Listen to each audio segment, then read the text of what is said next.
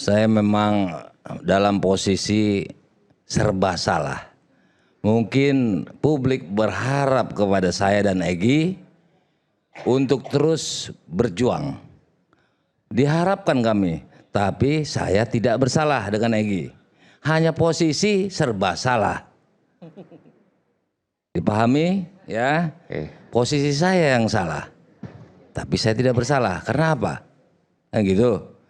Nah, sepengetahuan umum, saya mau tanya dulu kawan, arti restoratif justice tahu nggak?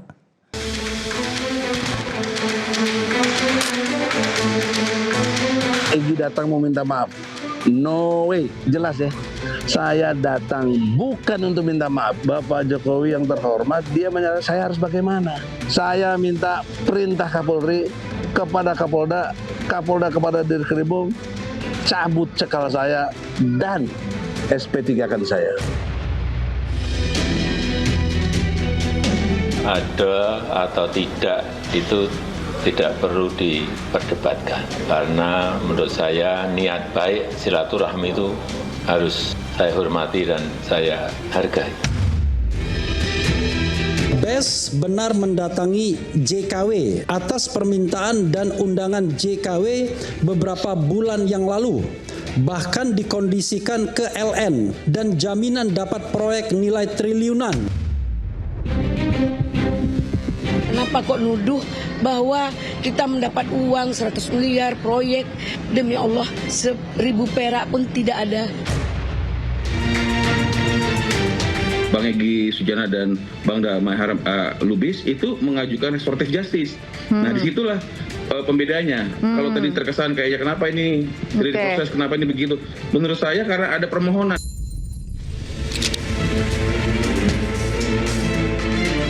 Kalau hubungannya soal restoratif justice, kan tidak harus ke rumah orang yang dianggap korban dalam persoalan ini, dalam hal ini Pak Joko Widodo. Carilah wilayah yang netral, begitu kan, yang tidak memancing fitnah. Kami nggak ada soal mau di SP3 atau enggak. Tujuan kita membuktikan ijazah itu 99,9% palsu.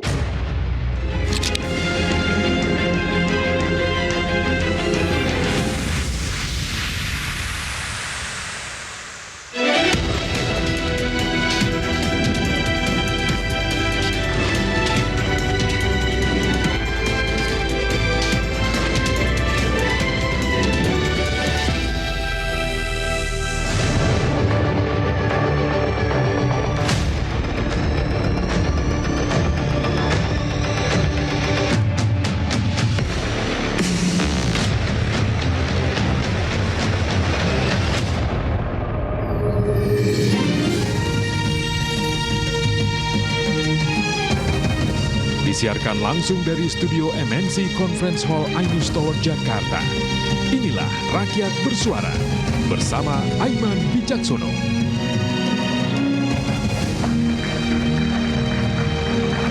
Polisi menghentikan penyidikan terhadap Egy Sujana dan Damai Hari Lubis. Pencekalan 2 tersangka kasus fitnah ijazah Jokowi itu pun dicabut. Penghentian penyidikan dikeluarkan setelah kedua tersangka bertemu Presiden ke-7 Republik Indonesia Jokowi di Solo. Kata maaf menjadi perdebatan tak berkesudahan. Bagaimana nasib Roy CS setelah 2 koleganya tak lagi jadi tersangka? Saya Aiman Wicaksono, inilah Rakyat Bersuara.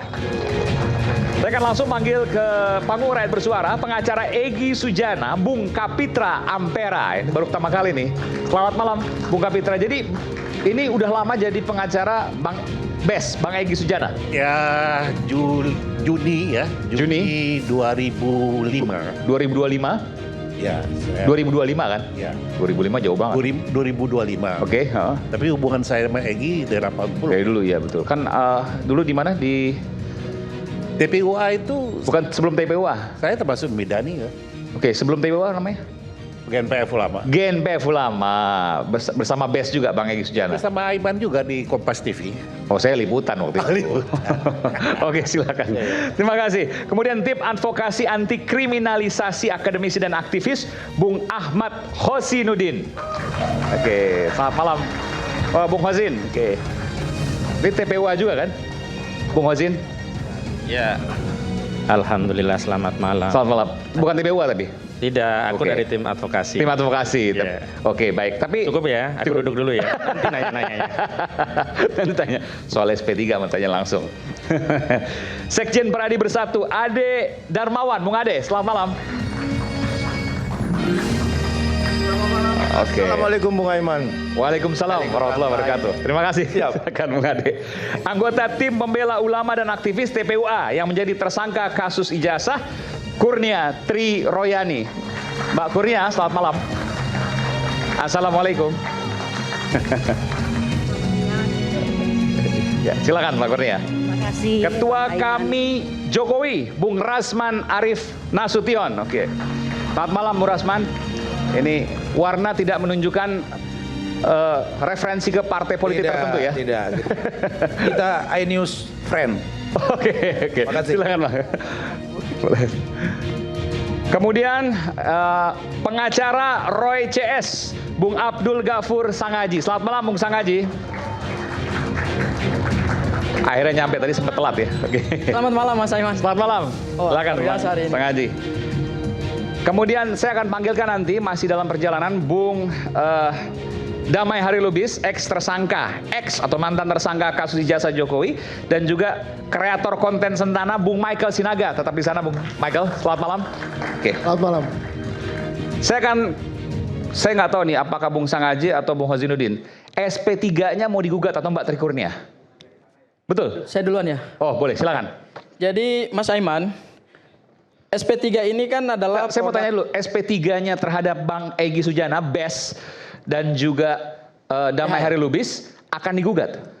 Kami masih dalam proses pengkajian ya. Karena kemarin pada saat kami melakukan orasi kebangsaan di Gedung Juang, Mas Roy memang sudah memberikan satu sinyalmen kepada kami tim kuasa hukum untuk mengkaji dari sisi aspek hukum acara pidana terkait dengan sudah keluarnya SP3.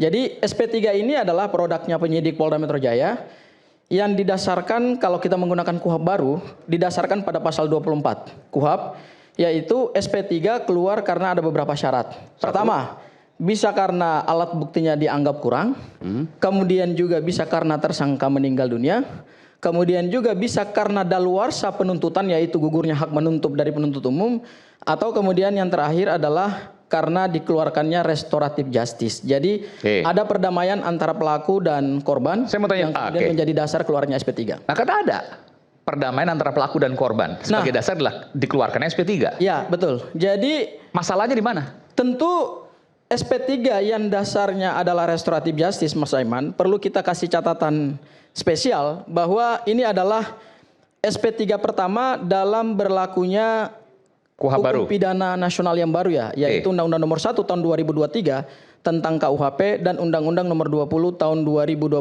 tentang KUHP. Ini adalah SP3 pertama. Dan kalau kita lihat jeda waktunya atau range waktunya, kedua hukum pidana nasional itu kan berlakunya secara sah tanggal 2 Januari. Kemudian SP3 itu keluar, kebetulan saya mengantongi SP3-nya. Ya, ini ada SP3-nya, nanti saya jelaskan. SP3 ini keluar tanggal 15. Jadi hanya selang 14 hari setelah kita berlakukan KUHP dan KUHP baru, kemudian keluar SP3 dengan begitu sangat cepat dengan dasarnya adalah restoratif justice. Jadi ini betul-betul adalah produk hukum paling cepat di dalam hukum pidana nasional kita yang baru. Sebelum Anda lanjutkan, janggalnya di mana?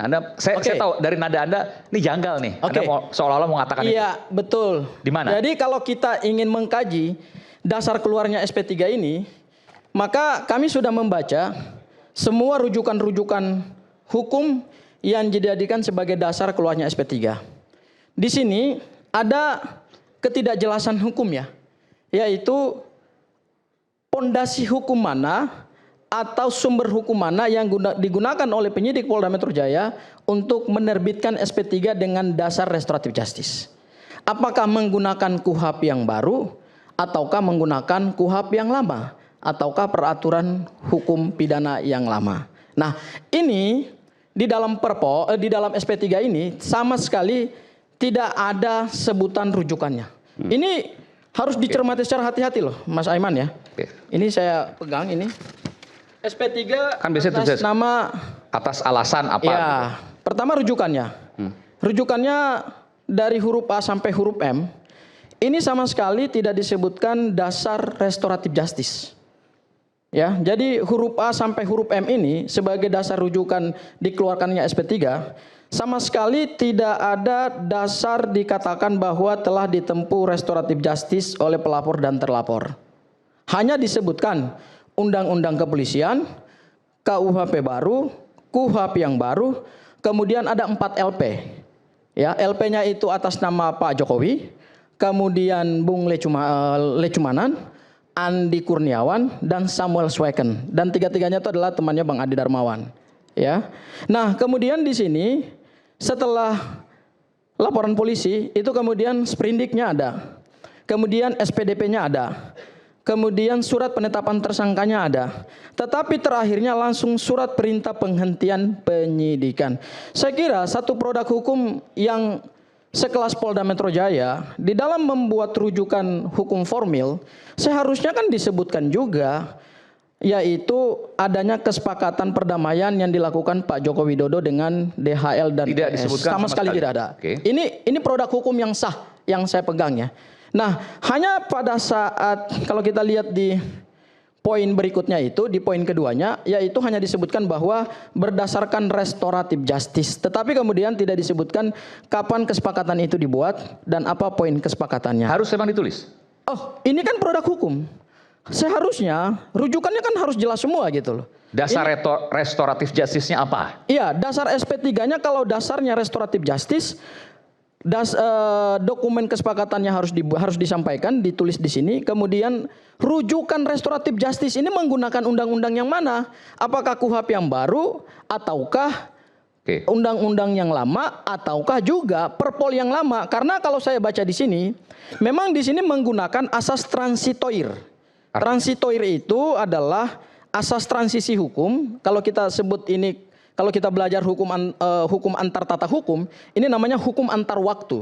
Jadi hukum yang berlaku pada saat sebelum tindak pidana terjadi, kemudian begitu berlaku hukum yang baru, maka di pasal 361 huruf A KUHP yang baru itu disebutkan bahwa penyidikan yang saat ini sedang dilakukan dan belum rampung tetap menggunakan KUHP yang lama.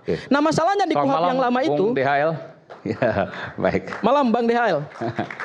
Oke, silakan. Masalahnya, Mas Aiman, di KUHP yang lama itu kan tidak ada aturan terkait dengan restoratif justice. Dahulu restoratif justice itu kan hanya diatur dengan Perpol 8 2021, kemudian peraturan Jaksa Agung, kemudian peraturan Mahkamah Agung. Begitu lahir Undang-Undang 20 tahun 2025, baru semua aturan terkait dengan restoratif justice itu dikodifikasi di dalam KUHP yang baru. Nah, di sini di SP3 ini sangat tidak dijelaskan. Arti bahwa Anda tidak disebutkan dasar hukumnya apa gitu.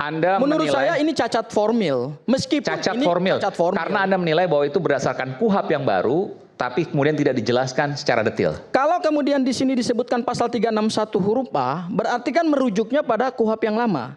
Masalahnya di KUHP yang lama tidak diatur restoratif justice. Kalaupun penyidik mau menyandarkannya pada Perpol 8 2021, maka harusnya disebutkan gitu. Saya baru sebentar Bang. Saya belum berdebat soal substansi. Nggak apa, ini dulu. Karena ini penting. Ini bicara soal bagaimana ada rekam jejak yang harus kemudian dibahas. Apakah ini kemudian nanti akan digugat lewat pra-peradilan ya? Atau tidak, itu belakangan. Tapi bahwa hari ini Anda menilai bahwa itu janggal, itu sebuah fakta. Iya. Ini cacat formil. Sekarang saya masuk kepada aspek material. Hukum pidana itu kan sandarannya dua. Kita belajar hukum pidana itu kan ada aspek hukum pidana formil dan aspek hukum pidana material. Kalau kemudian kita bicara hukum formil berarti larinya ke KUHP. Kalau bicara hukum pidana material larinya ke KUHP. Nah, saya ingin bicara soal syarat material yang diatur dalam Perpol 8. Saya menduga, ini masih dugaan saya ya. Karena di SP3 ini sama sekali tidak disebutkan dasar SP3 restoratif justice aturan yang mana yang mereka pakai. Tetapi saya menduga bahwa perpol yang dipakai ini adalah Perpol 8 2021. Tahun 2021. Karena menggunakan asas transitoir pada pasal 361 huruf A Undang-Undang KUHP yang baru. Bahwa yang berlaku itu adalah KUHP yang lama. Karena KUHP yang lama tidak mengatur restoratif justice, berarti cantolan hukumnya saya menduga nih ya, saya menduga bahwa menggunakan Perpol 8 2021 karena nggak disebutkan di sini. Sekarang kita bicara Perpol 8 2021 sebagai dasar restoratif justice. Di pasal 4, pasal 5 harus diperhatikan. di pasal 4 Perpol 8 2021 ada 2 syarat dilakukan restoratif justice, yaitu syarat formil dan syarat material. Syarat formilnya harus ada kesepakatan perdamaian di antara kedua belah pihak. Kebetulan Perpolnya juga saya bawa, Mas Aiman. Oke. Ya. Syarat pertama sudah harus diakui dong, sudah perdamaian. Masalahnya, enggak, bentar. Syarat pertama sudah terjadi kan? Ada perdamaian. iya, ada perdamaian berdasarkan apa yang disampaikan oleh pihaknya Pak Jokowi. Karena di sini Bang DHL pada saat diskusi di beberapa stasiun televisi, kemudian secara langsung juga, sebentar, jangan dibantah dulu Bang, nanti Abang punya waktu untuk bantah. Ya. Dan pengakuan itu kan adalah pengakuan dari pelaku, yaitu Bang DHL dan Bang Egy, yang mengatakan bahwa, oh kami nggak pernah kok melakukan perdamaian, kami nggak pernah minta maaf kok. Kenapa syarat formil meminta maaf itu penting? Karena ini berkaitan dengan pertanggungjawaban pidana. Kalau pemaafan itu lahir karena adanya pengakuan kesalahan atas suatu perbuatan pidana yang sudah terlanjur terjadi, maka kemudian yang bersangkutan mengakui, oh bahwa saya salah, menuduh ijazah ini palsu. Tetapi kalau kemudian kita melihat apa yang disampaikan oleh Bang DHL, kemudian oleh Bang Egy, mereka menyampaikan, loh kita nggak pernah mengakui ijazah itu asli kok. Kami hanya datang silaturahmi. Kemudian perdamaian itu ditafsirkan oleh pihak Pak Jokowi sebagai permintaan maaf. Loh, tersangka sendiri aja mengatakan bahwa beliau tidak mengakui kesalahannya. Bang DHL boleh Ya, Anda. silakan bisa Anda dikonfrontir tidak langsung mengakui kepada kesalahan, Anda tidak meminta maaf, betul? Bang DHL. Enggak, langsung silakan. Assalamualaikum warahmatullahi wabarakatuh. Waalaikumsalam warahmatullahi wabarakatuh. Saya memang dalam posisi serba salah. Mungkin publik berharap kepada saya dan Egy untuk terus berjuang. Diharapkan kami, tapi saya tidak bersalah dengan Egy. Hanya posisi serba salah. Dipahami ya? Posisi saya yang salah. Tapi saya tidak bersalah. Karena apa? Nah gitu. Nah, sepengetahuan umum, saya mau tanya dulu kawan. Arti restoratif justice tahu nggak? Unsurnya. Oh, saya paham sekali restoratif Apa justice. salah satunya? Restoratif justice itu adalah suatu metode penyelesaian perkara pidana non litigasi yang didasarkan pada kesepakatan bersama untuk memulihkan suatu keadaan yang timbul dari suatu tindak pidana. Nah, itu baca Perpol dan baca KUHA, Pak. Jangan ngajarin saya. Lo kan Bapak tanya, yuk saya jelaskan kepada sekarang Bapak. saya jawab ya dari jawaban tadi ada unsur pemulihan. Betul? Itu tujuannya Pak. Betul. Betul ada tujuannya Pak. Iya betul ya. Betul Pak. Betul. Udah titik. Betul. Nah saya ingin pulihkan status saya sebagai tersangka lewat restorasi. Itu pemulihan. Saya tersangka. Saya tidak terlapor. Tadi betul. Saya tidak ada minta maaf. Nanti kan terbukti. Kalau minta maaf itu artinya apa nih? Minta maaf saya salah. Betul? Atau maaf-maafan. Bapak mengakui nggak kesalahan Bapak di hadapan Pak Jokowi? Jangan, kamu dengar aja omongan saya. Jangan mencet itu. Tadi Bang DHL tanya saya jawab. Saya menerangkan.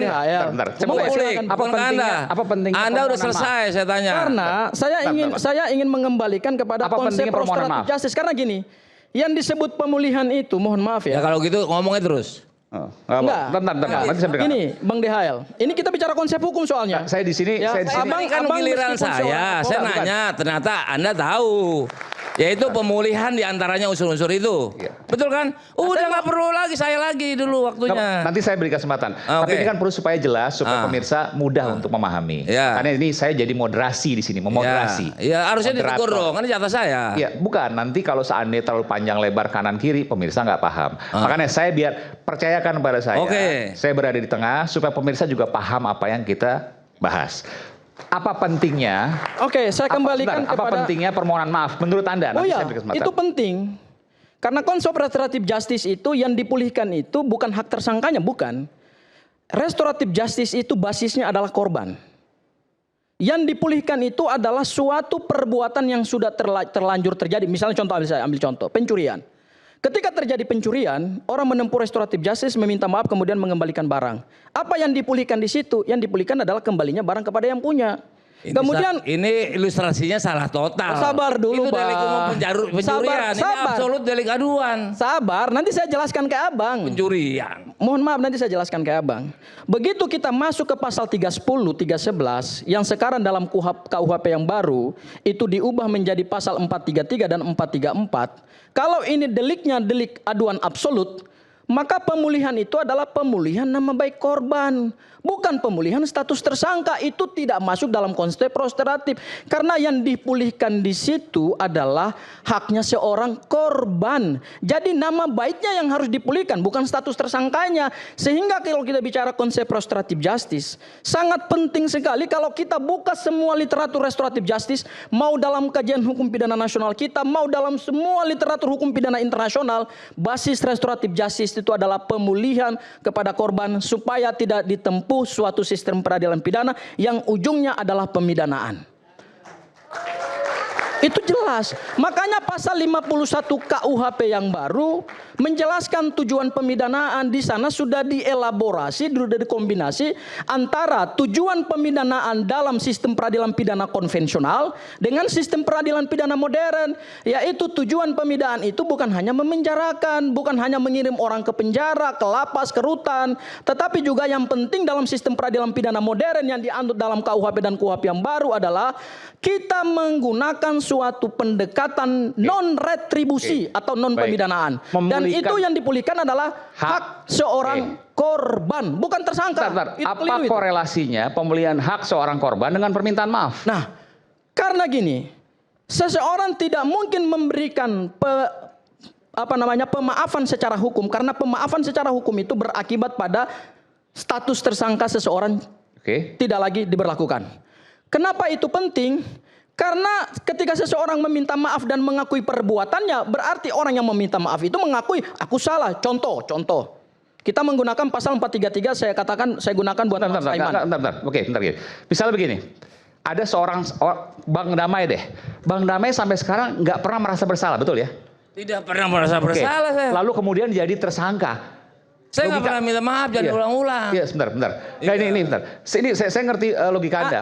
Bang Damai sampai hari ini tidak pernah merasa bersalah. Ini saya tengah-tengah ya. Iya, betul. Tidak pernah merasa bersalah. Iya. Logika dari mana sehingga Bang Damai harus minta maaf? Lah terus apa yang dipulihkan? Iya, status oleh karena itu dia minta supaya saya salah apa kok saya jadi tersangka. Tersangkanya aja dicabut dengan SP3, tetapi keadaan bahwa ijazah Pak Jokowi yang saat ini diperbincangkan diduga palsu, diduga dibuat di pasar pramuka, diduga didapatkan secara tidak sah di UGM, apakah terpulihkan dengan SP3 dan restoratif justice? Bukan urusan Bang Damai itu. Saya nggak pernah nuduh pramuka. Ini pertanyaan sederhana. Karena restoratif justice saya sepakat gini. Kepada saya. Gini. Ada seseorang yang tidak pernah merasa bersalah lalu tetapkan tersangka, kan boleh dong. Lalu kemudian disuruh minta maaf, kan nggak masuk logika. Tapi dia minta supaya status tersangkanya dilepas. Lo gini, tersangka itu apa sih? Coba baca KUHP deh. Bisa. Tersangka, sebentar Bang, nanti Abang boleh bantah. Tersangka adalah seseorang yang diduga berdasarkan dua alat bukti ini yang omongannya nol, ngabisin waktu. Masa kan, Bang, sebentar. Kita bicara ilmu setelah tersangka saya berikan catatan. Setelah tersangka kita bicara ilmu hukum ya, Bang. Oke. Karena tersangka dua alat bukti tadi. Tersangka itu adalah seseorang yang diduga. Bang Damai. Diduga melakukan tindak pidana. Bentar, Bang. Kecuali Bang DHL ini bukan tersangka. Bang itu kan versi karena dia penyidik. tersangka. Bukan versi penyidik. Loh, ini kan surat penetapan tersangka. Bang Haji sebentar. Supaya bisa lanjut bagus ya. Saya sebenarnya terharu melihat Anda datang tadi. Jadi jangan dihentikan. Pasti dia punya sesuatu dan dia juga seorang kuasa hukum kan. Jadi jangan dihilangkan dengan kemarahan Anda. Saya ngalah, tadi kan waktunya saya.